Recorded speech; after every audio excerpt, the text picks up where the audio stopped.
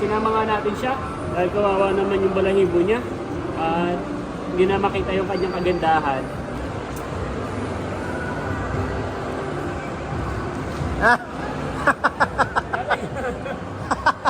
Akala niya mahuhulog siya rito. Naglalakad-lakad kami ngayon dito sa sa Barangay Tinajeros sa likod po ng bandang likuran ng Robinsons Town Mall, Malabon. At ito na po ang pinakamagandang opportunity para makapaghanap ng bahay na lilipatan. Ay, ganda na ng baby na yun. Bounce.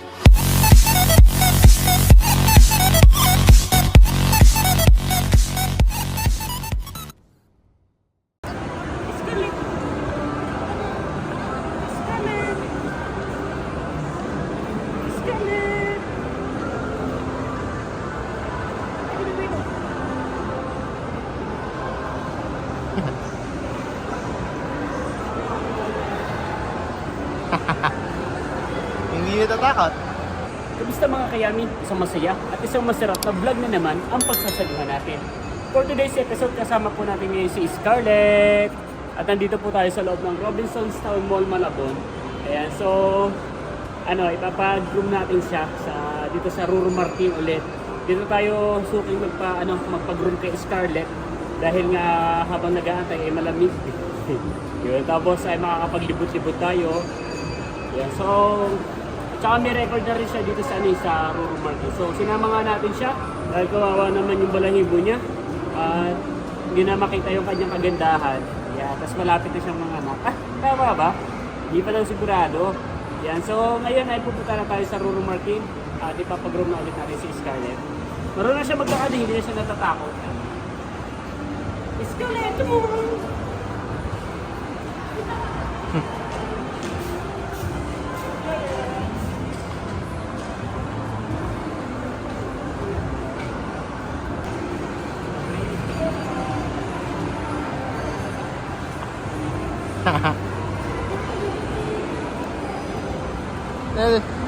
Nalilito siya kung saan siya sasama. Nalilito ako saan sasama.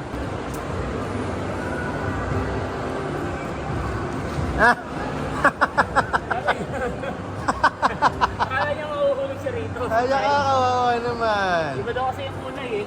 Pag iba yung kulay natin, natatakot siya.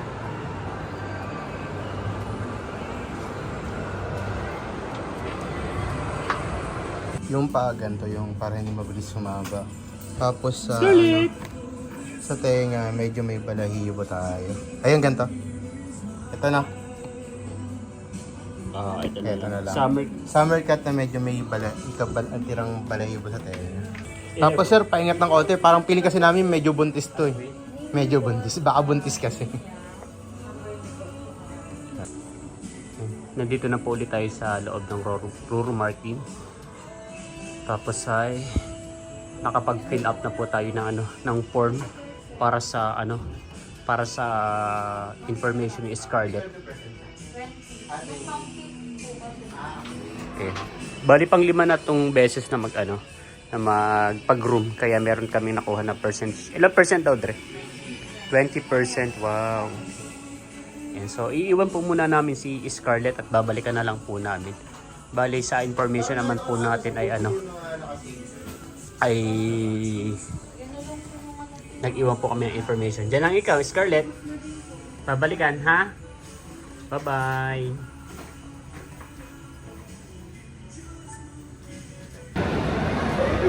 Yan. So iniwan po muna namin si Scarlett at dadaan po muna kami sa store. Tapos lalabas po kami at maghahanap. Ay, maghahanap pala ako ngayon. Magpapa-x-ray. Muna.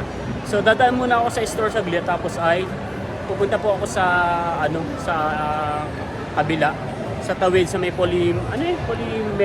Polymedic at ako po ay magpapa-x-ray. Dahil ngayon po January renewal po ulit ng mga business permit ng store. So ang isa po sa requirement ng business permit ay health card ng mga staff. Kaya kailangan po muna ako magpa-x-ray para ma-renew po yung health card ko at para ma-submit po yun sa munisipyo para makapag-renew po tayo ng bagong business permit. So let's go! Basta mga kayami. So lalabas tayo ngayon sa dito sa mall. Sa may tawid kasi dito lang yung Polymedic. Yun, so magpapa-x-ray po tayo para sa ating record.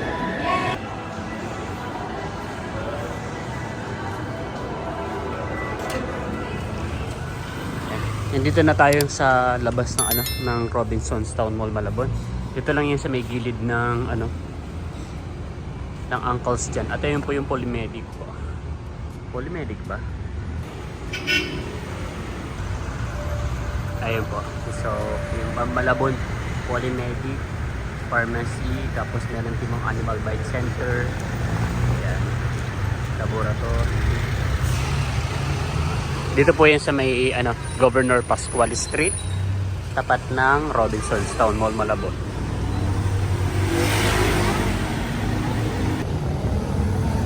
Kasama ko po ulit ngayon si Papa D.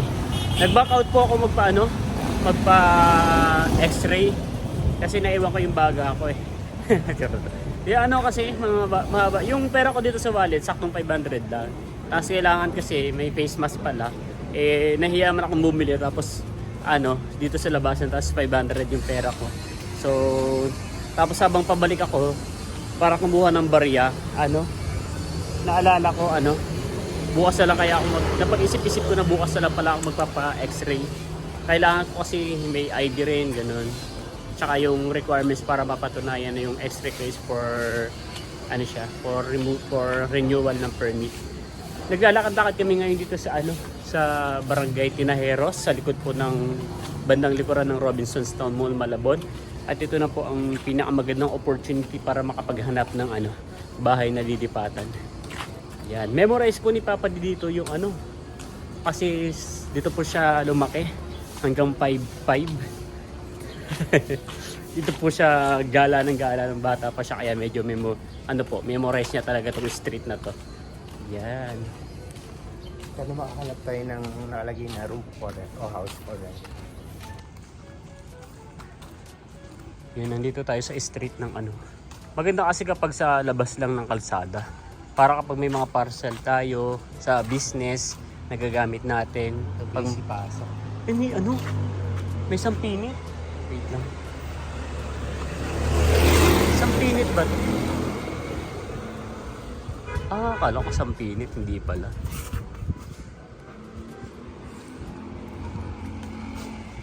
So, going back, mas maganda nga na nasa tabing kalsada tayo dahil unang-una, mas safe. Tapos kapag may mga parcel nga po tayo ginagamit natin sa mga business, mas mabilis po na ma-locate yung address natin.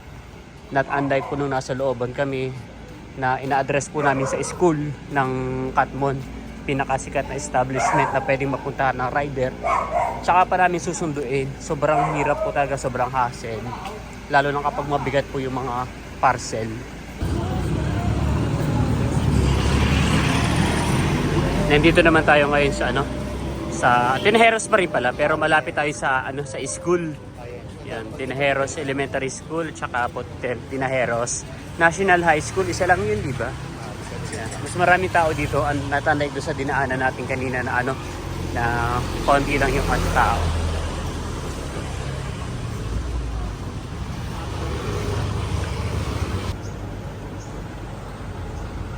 Napakahirap pong maghanap ng ng bahay, walang nakalagay na house for rent.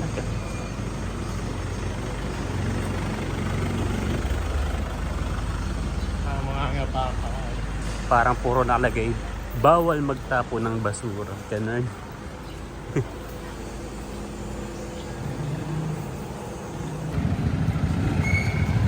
Nandito naman tayo ngayon sa sa Governor Pascual Street na ulit. Tatawid po tayo sa Barangay Acacia. Let's go, tawid.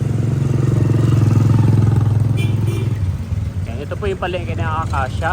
At susubukan naman po natin na dito magtingin-tingin ng ng house for rent. Baka hinahanap na tayo ng Scarlett, kawawa naman. Iniwan ninyo mag-isa.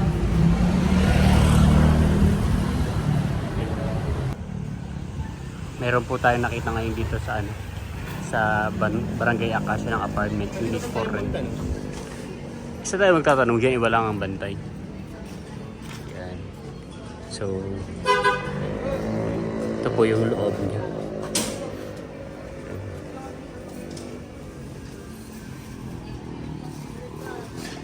Sabi ni Papa, di pwede daw tayo magtanong. Eh, parang wala naman tayo mapagtatanungan. I-chat ko na. Sige.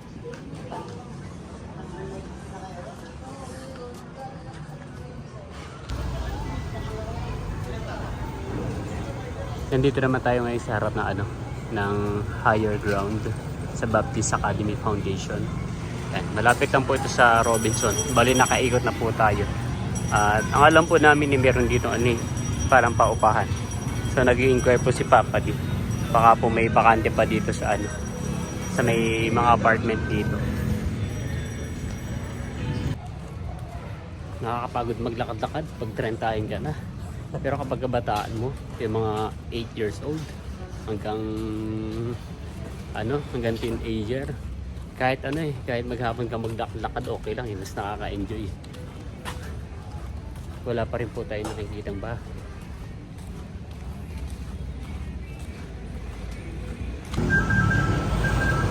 Nandito naman tayo ngayon sa Marcelo H. Del Pilar Street. Yan. naman tayo. Papunta naman tayo sa Tugatog. Bali nasa Barangay Tugatog na nga tayo. Dito naman tayo titingin. Pangatlong barangay na to Galing tayo sa Tinahero, sa Cassia, tapos ngayon naman dito tayo sa Barangay Tugatog. Sa Tugatog ng Tagumpay. Nararamdaman ko dito tayo makakakita ng bahay. Kasi nasa Tugatog na tayo ng Tagumpay.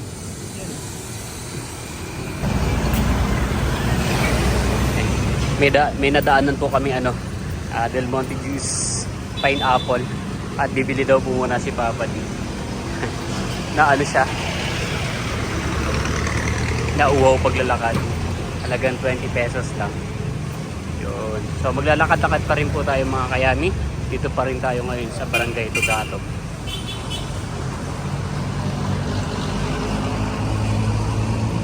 Magkano yan? Dito tayo sa Alam, Bronx. kawawa naman. Kakain ng plastic.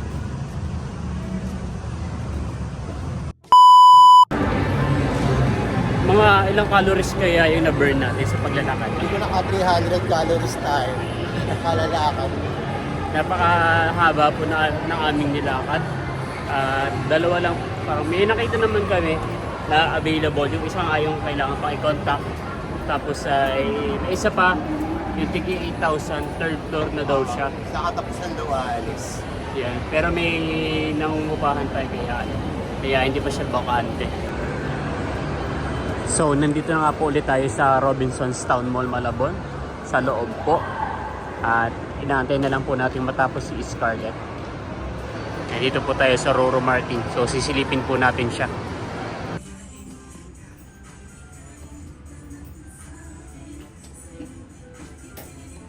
Naka 20% na yun. Ay, oo pala.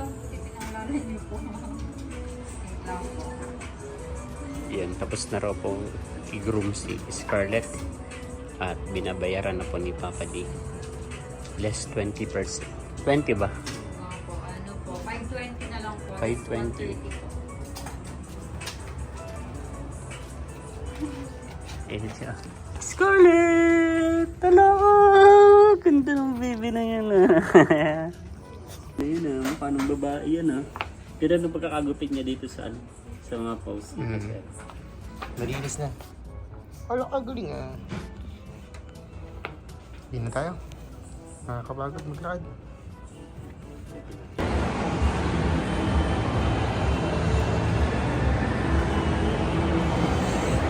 Naka! Gumanda na po ulit ang ating Scarlett. Babae yarn. Ganda na yun Galing Maglalakad daw siya. Yan nga natin. Ayaw umitaw. Scarlett!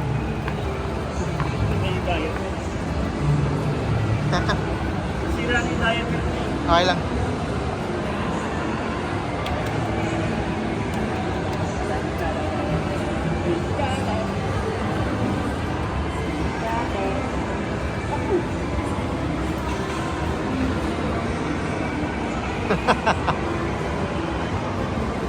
Ang ganda naman ng prinsesa na yan.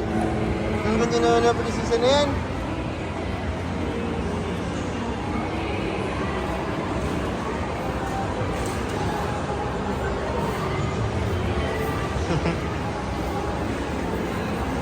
Sira na?